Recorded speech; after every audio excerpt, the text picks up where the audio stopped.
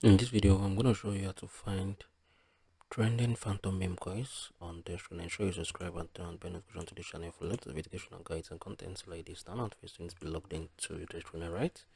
Then you're going to you're going to see this trending tab, right? So you're going to click on the 5 minutes. Yeah, like you can come on here, let's say 24 hours or any one of your choice. So if you look here, you see that not a whole lot of Fantom meme coins have been launching. I think the very last one that launched was I think 2 months ago, right?